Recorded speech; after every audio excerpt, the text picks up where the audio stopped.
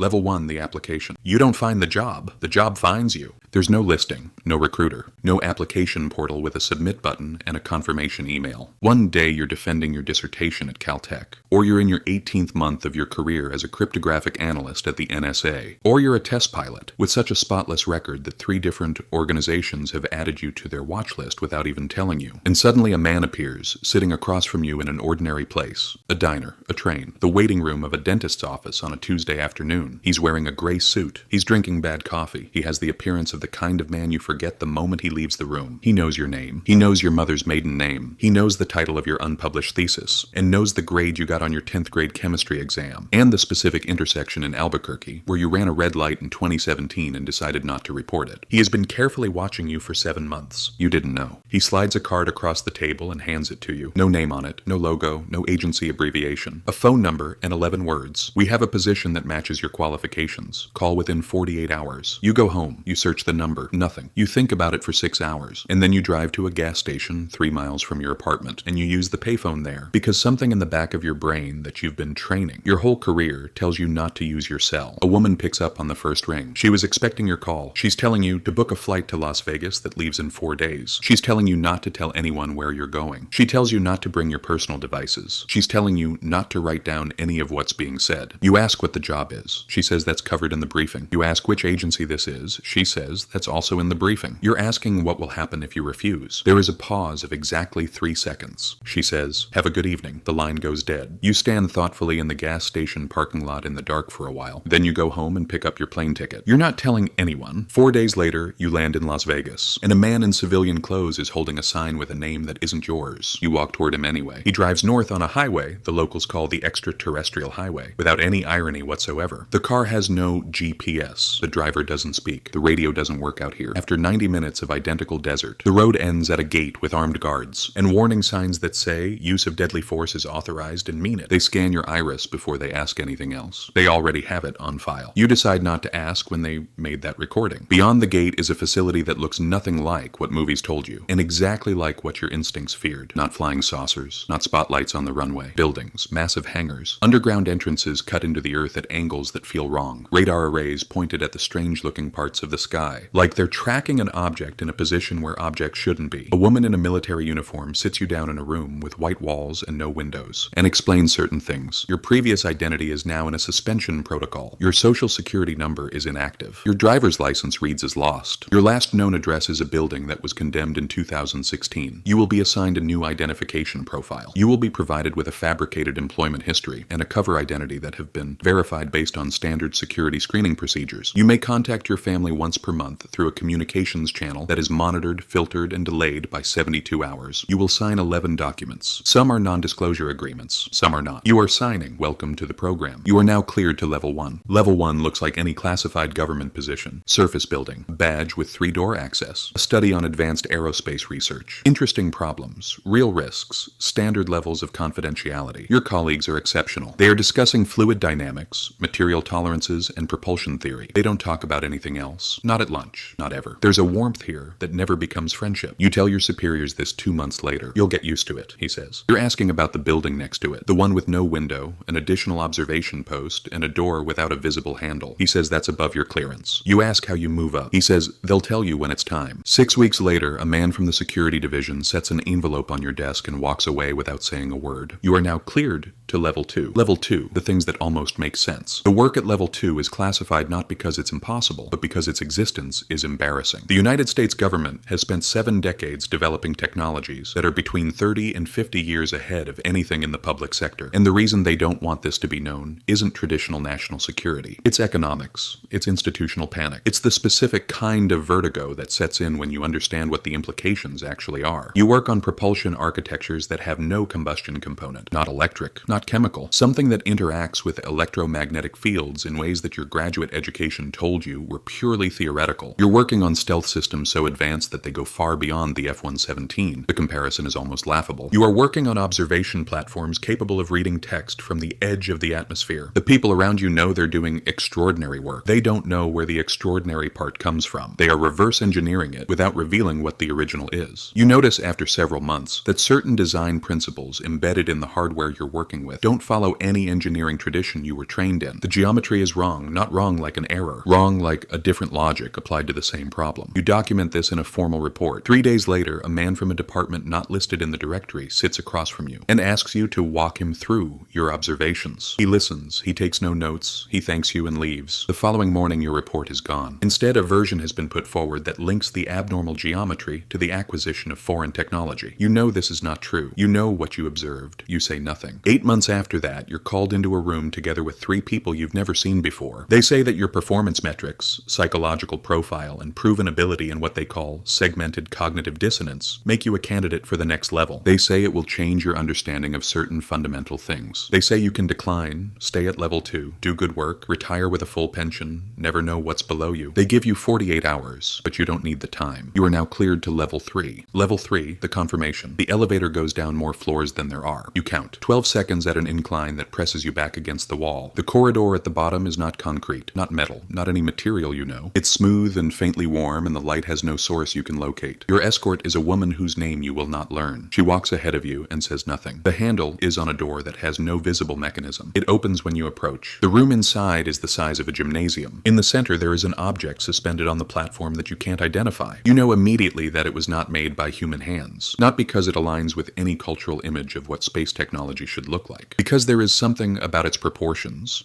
its structure, way it occupies three-dimensional space. There is something that the visual system essentially processes outside of the reference library. Your eyes work fine. There's just no category for what they're reporting. You stand there for a time you cannot measure. The escort says, "This is why you're here." You ask where it came from. She says it's a long story. You ask how long it's been in the facility. She says longer than the facility. You ask if it functions. She says that depends on your definition of functions. Over the following weeks, you are briefed on what is known, what is suspected, and the very large documented category of what has no explanation. The object was recovered in 1947. That part is public, more or less. What isn't public is that 1947 was not the first recovery. It was the first intact recovery. Earlier ones, going back further than is comfortable to contemplate, were fragmentary, scattered, found in places that required the kind of historical adjustment that takes generations to complete. You are given access to 6 decades of research files and told to start reading. You will be reading for the next 2.5 years. Level 4. The biology question. There are items in the cold storage on the 4th floor. You are told this on your first day with this clearance by people who have briefed others on this matter many times before and have developed the particular professional neutrality of someone who once had a strong reaction to this information and trained themselves out of it. They use phrases like non-human biological material and recovered organic specimens and structure of indeterminate taxonomic origin. They don't use simpler words. They don't need to. You understand. The storage units are maintained at -80°C. There are 6 of them. You have documentation access to 4. The documentation is written in the flat bureaucratic language of laboratory science, which somehow makes it worse than dramatic language would. Phrases like bilateral symmetry inconsistent with any cataloged phylum, and cellular architecture, exhibiting characteristics not observed in carbon-based life as currently classified, and tissue samples, demonstrating apparent response to external stimuli, recorded 14 months post-recovery. 14 months after the samples were collected, they were still doing something, which makes the word alive complicated,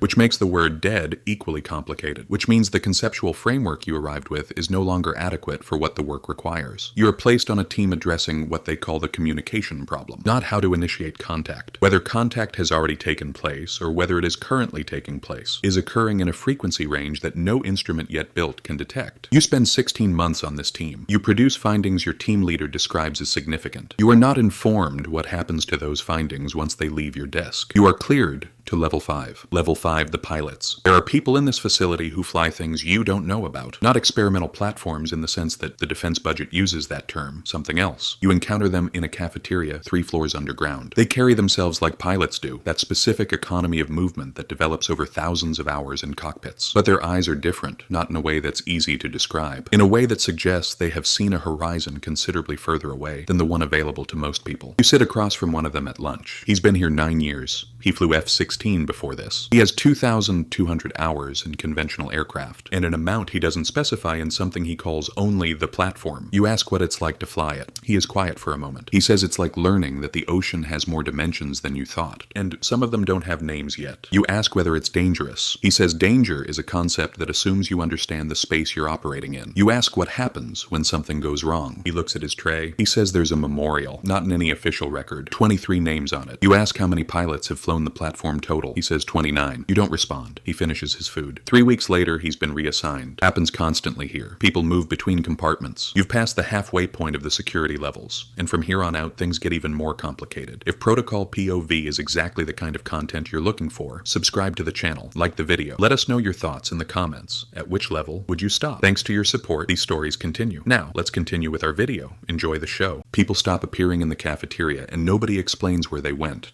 You are cleared to Level 6. Level 6, the signals. Someone has been communicating with us. This is not a working theory. This is not a hypothesis pending verification. This is a documented, confirmed, independently cross-referenced fact that has been known by fewer than 200 people on this planet since 1961, and in partial fragmentary form since 1947.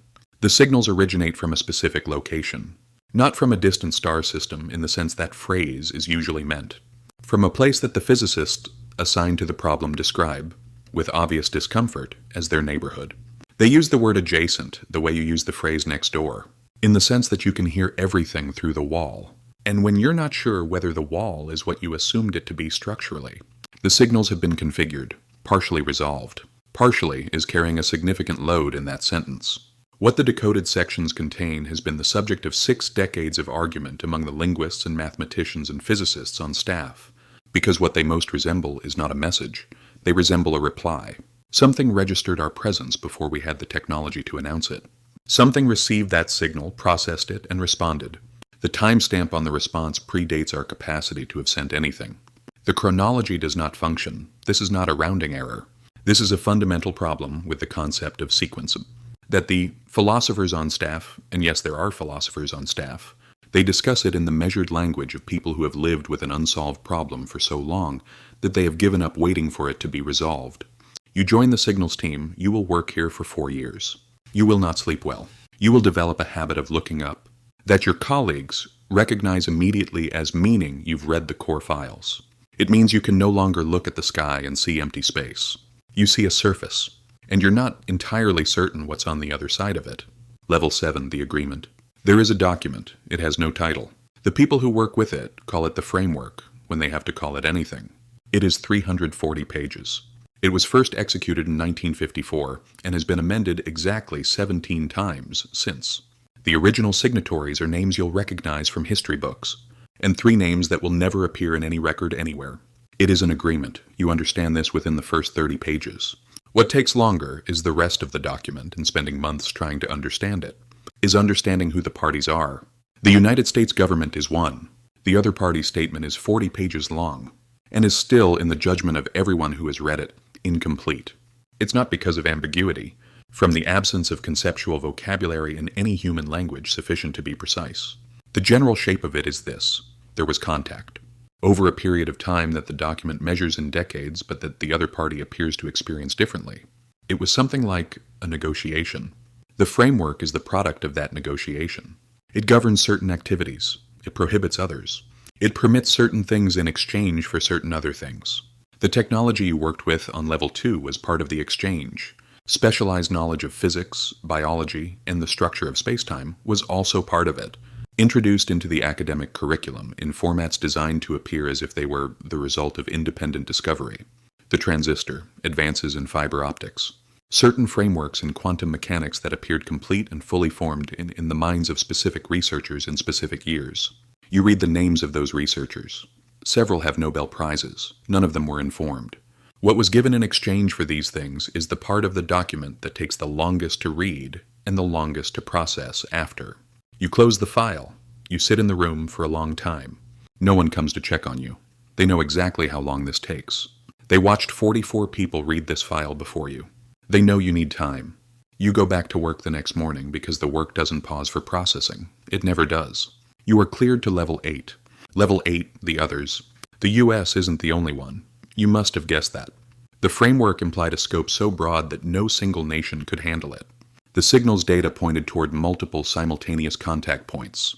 The biology suggested a level of engagement no single program could contain. But suspicion and the level 8 files are different the way suspecting a flood and standing in it are different. There are 7 other nations with active programs, at various stages of development and various depths of what the documents call integration. The programs do not share data with each other in any meaningful way. This structure was not designed by the human signatories. It is a feature of the framework itself, a feature that the original negotiators did not understand, was a feature at the time they agreed to it. The arrangement was not designed to produce a unified human response. It was designed to produce a distributed one. Separate contact points, separate research tracks, separate agreements with slightly different parameters. The conclusion that everyone at level 8 reaches independently, the one that shapes every conversation in this wing without ever being stated directly, is that you are not the senior party in this arrangement. The framework presents as a treaty between equals. It is not. It was constructed by entities for whom the concept of equal does not map onto human categories in any straightforward way. You are a new variable in an equation that was running before your species had written language. This is not stated in any document at this level. It doesn't need to be stated. It is the architecture of every document at this level. You are cleared to level 9. Level 9, the long view. The people here are different. You've spent enough time in this facility to read people the way you read signals now, in patterns, in absences. The people at level 9 have a particular quality. It isn't coldness. It isn't detachment. It's perspective in the specific sense of having accurately located yourself within a very long timeline, which is a clarifying and humbling and in certain moments devastating thing to have done. The briefings at this level are not about what has occurred or what is occurring. They are about what will occur, not as projection, not as modeling. The files here describe future events in the same format and the same tone as the level 3 files that described events from 1947. You're reading. You're reading without the usual reactions the content would normally elicit. Because you've learned over years that reactions are not useful here and there is always more work. Now you understand why the signals are configured to respond to something that hasn't been sent yet. You understand why the framework was built the way it was. You understand why the technology transfer was paced the way it was. The shape of the equation is visible to you now. It is very large. It has been running for a very long time. Humanity is roughly 200 years from a threshold that this facility exists, in part, to help reach. 200 years is not a long time. 200 years ago, we moved across continents in wagons. The distance between now and the threshold represents a transformation in the nature of human civilization that makes every prior transition in our history look like a minor version update. You sit with this. You keep working. Because not working toward the threshold is not a neutral choice. You've read enough to understand what a non-neutral outcome looks like. There is a review at the threshold. Nobody at level 9 discusses it. But it is the reason for everything. It is why this facility exists. It is why you are here. You are cleared to level 10. Level 10, the answer. There is no revelation. This is the thing that surprises you most, after everything. After 9 levels of escalating disclosure. After the object, and the biology, and the signals, and the framework, and the 8 nations, and the files written in the wrong tense, you expect level 10 to be the thing that breaks something open. The final answer, the complete picture. Something that resolves everything that accumulated before it. Instead, you find a room, a small one. A table, 4 chairs. 3 people who have been here longer than you. They look at you as if you were someone arriving at a place they reached long ago. They don't speak immediately. They let you sit. After a while, the oldest among them, a man whom you would later learn had not voluntarily left the facility since 1998. It says, ask what you want to ask. You're thinking about this. You have questions that have been building up for years. Technical questions, philosophical questions. Questions that kept you awake in your quarters at 3 a.m. with the ventilation system humming and the facility quiet below you. You think through all of them. Then you ask the question that's always been overlooked. The one you've been circling since the gray-suited man sat across from you and said your grandmother's maiden name without being asked. You ask, what do they want from us? The 3 people look at one another. Not because they don't know, because they're deciding how to say it accurately. The man is speaking. He says, it's as if you had gone somewhere and when you came back saw that someone else was still at the starting point. You'd want the same thing. You're waiting. You want it to be concrete. They say they want to know if you'll make it through. You ask, what is it that we have to cross? He says, the threshold. You're asking what will happen if we can't make it work. I'm looking at you through the eyes of someone who has built a stable relationship over the past 26 years with this very answer. It says it's taking up space. You're sitting on it. The room is quiet. Around you, the facility hums. Generators. Ventilation. Servers holding 70 years of the most consequential research in human history. The cold storage units 4 levels up. The hangars, where the pilots who returned are sleeping. And that the 23 who never returned were listed on a wall in a room with no official name. All of it pointed at a moment 200 years from now that none of you will live to see. You think about who you were on the flight to Las Vegas, not yet carrying this, not yet hollowed out and refilled with something heavier. You think about what you would say to that person. You decide, nothing, because they needed to walk through every level to become someone who could hold this without breaking. There are no shortcuts to this room. You stayed. You carried it. And now you sit in the smallest room in the most classified facility on the planet, knowing things that will either reshape human civilization or die with you underground. And you finally understand why the people at level 9 have that quality of distance in their eyes. Because when you can see the whole timeline, the long one, your life becomes two things simultaneously, very small and very necessary. You go back to work. There is always more.